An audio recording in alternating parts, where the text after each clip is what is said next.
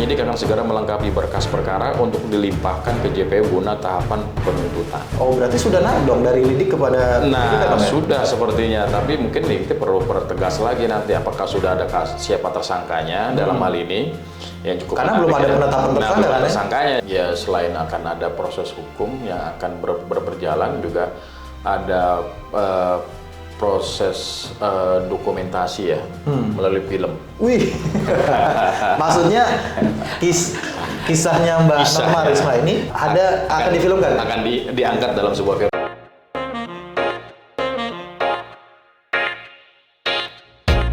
Assalamualaikum warahmatullahi wabarakatuh.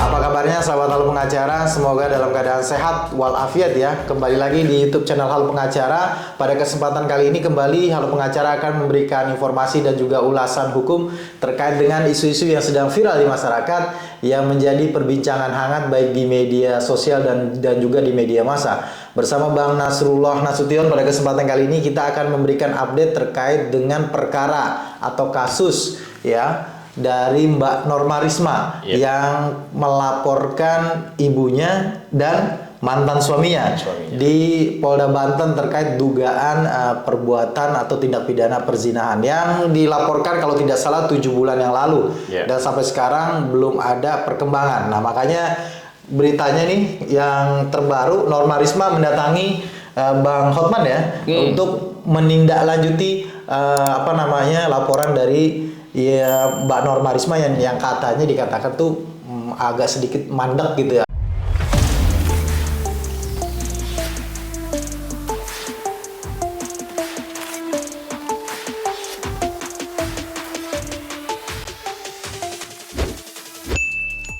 Bang, ada info terbaru apa Bang sekalian itu Bang? Iya, jadi terima kasih Bang Heri ya. Bicara Norma Risma, berarti kita mengingat kejadian-kejadian atau sempat viralnya sekitar 7 bulan yang lalu lah ya, kira-kira seperti itu. Jadi memang setelah saling lapor gitu ya, terus laporan itu pun juga sudah berjalan dan berdasarkan informasi yang kita dapatkan itu proses restoratif justice juga sudah dilakukan. Oke. Ya, jadi lamanya 7 bulan ini sebenarnya dalam rangka itu ya? Dalam rangka itu, dan proses mediasi pun juga sudah berusaha untuk dilakukan. Memang belum ada titik temu. Titik temunya itu bukan kepada materinya, tapi lebih kepada di mana tempat yang akan dilakukan untuk mediasi. Jadi berdasarkan informasi itu udah 2 kali permintaan mediasi disampaikan oleh terlapor Roy Jai Hakiki pada tanggal 28 Februari 2023 dan 5 Mei 2023 dengan bersurat kepada penyidik untuk diberikan ruang mediasi dengan Norma Risma. Cuman berdasarkan informasi itu Norma Risma ingin mediasi itu dilakukan di kantor pengacaranya. Bang Hotman dong ya berarti. Bang Hotman. Sedangkan di Jakarta begitu lah ya? Iya, di Jakarta. Sedangkan terlapor maunya di kantor kepolisian. Alasannya? Alasannya karena itu tempat yang netral. Oke.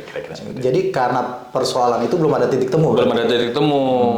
Belum ada istilahnya proses perdamaian begitu? Belum ada. Tapi memang apakah perkara yang seperti dugaan perzinahan ini memang masuk dalam kategori yang bisa di restoratif justice Bang? Atau yang bisa orang bahasa umum populer itu bisa didamaikan gitu di tingkat kepolisian gitu? Iya, sekarang memang ke pihak kepolisian yang mengedepankan hal-hal seperti itu ya, untuk supaya para pihak yang berperkara atau bersengketa atau apapun bentuknya itu bisa menyelesaikan dulu secara kekeluargaan. Nah, dengan tadi hal-hal yang mungkin dimungkinkan untuk disepakati dan akhirnya terjadi kesepakatan antara para pihak. Itu sih yang paling penting. Iya, kalau terkait dengan tahap pemeriksaan perkaranya, apakah sudah ini yang menarik, ada peningkatan Bang? Ini yang menarik dari informasi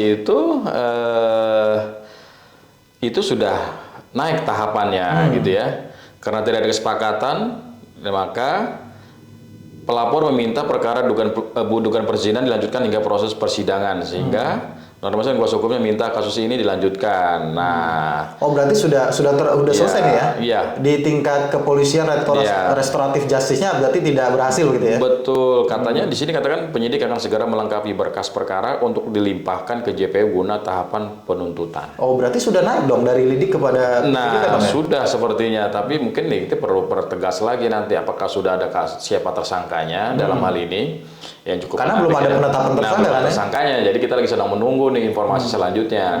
Apakah tersangkanya itu sudah sudah diumumkan atau belum ya. Kalau baru peningkatan status, tentunya juga sudah ada dong orang yang akan diduga sebagai tersangka gitu, kira-kira begitu. Nah, terkait dengan hal lain Bang, ada nggak yang update terbaru dari Norma Risma itu Bang?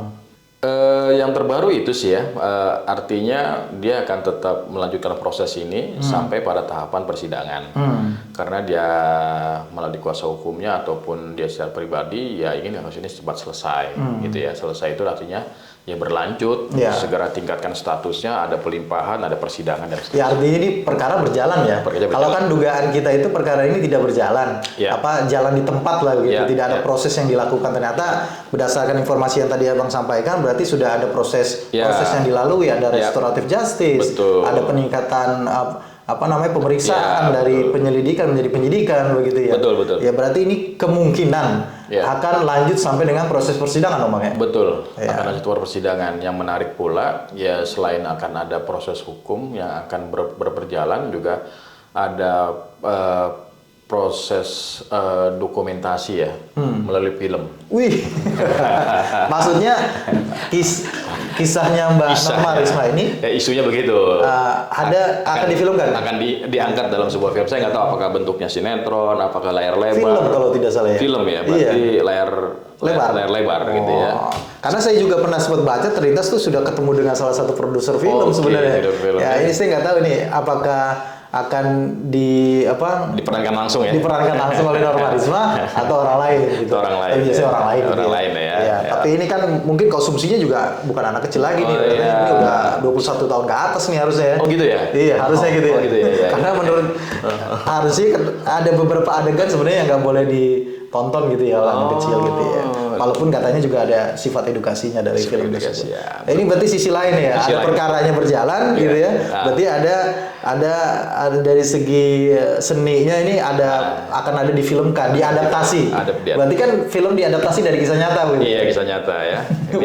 Ini gimana Bang? Prosesnya kan belum berjalan di pengadilan. Ya, makanya saya rasa ya sambil menunggu proses ya harusnya bisa segera untuk diselesaikan proses hukumnya ya, sehingga dia benar-benar nyata. Atau mungkin segmennya cuma hanya diambil kisahnya, tidak diambil proses hukumnya mungkin. Baik. Tapi kalau kisahnya itu nanti menyebut nama atau siapapun itu, padahal proses hukumnya belum selesai gitu ya, atau mungkin bisa jadi biasa kan kalau dalam film kalau ada penyebutan nama atau yang sesuai gitu itu hanyalah karena apa gitu.